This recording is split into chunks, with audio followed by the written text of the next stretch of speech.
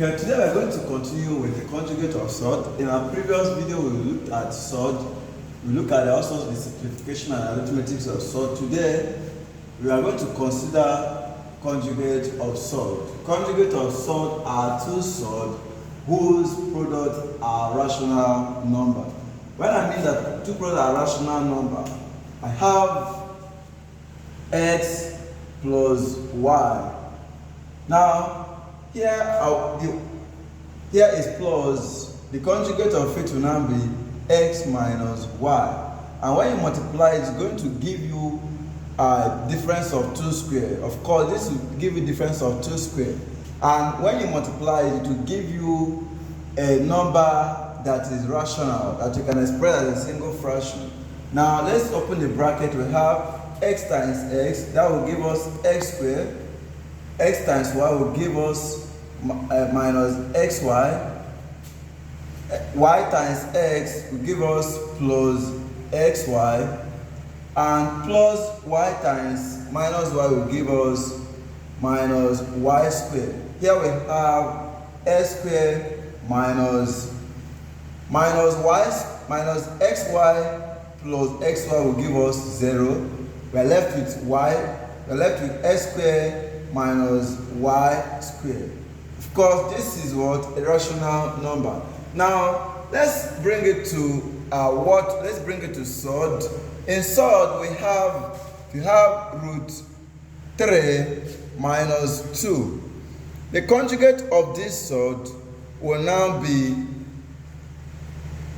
3 plus root 3 plus 2. Now the conjugate means that if here is plus, to change to minus. If it is minus, to change to plus automatically. So let's multiply this, because this number that is inside the square root is a rational number. So let's multiply it and see. Now root 3 times root 3 will give us 3. Root 3 times plus 2 will give us plus 2 root 3. Minus 2 times root 3 will give us minus 2 root 3. And minus 2 times plus 2 will give us minus 4.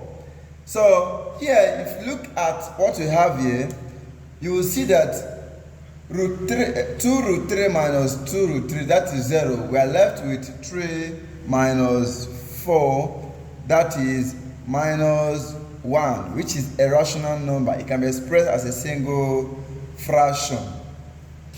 Now, we also look at another example.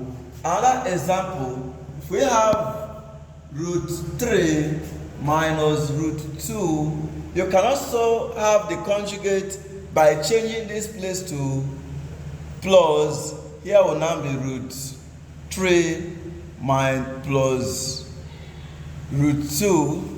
So if you expand this, of course it will still give you a rational number. Now let's expand it. Root 3 times root 3, that will give us 3. Root 3 times root 2, that will give us plus root 6. Minus root 2 times plus root 3, that will give us minus root 6. Minus root 2 times plus root 2, that will give us minus 2. If you look at here, automatically this is 0. Root 6 minus root 6 is 0. We are left with 3 minus 2, which is equal to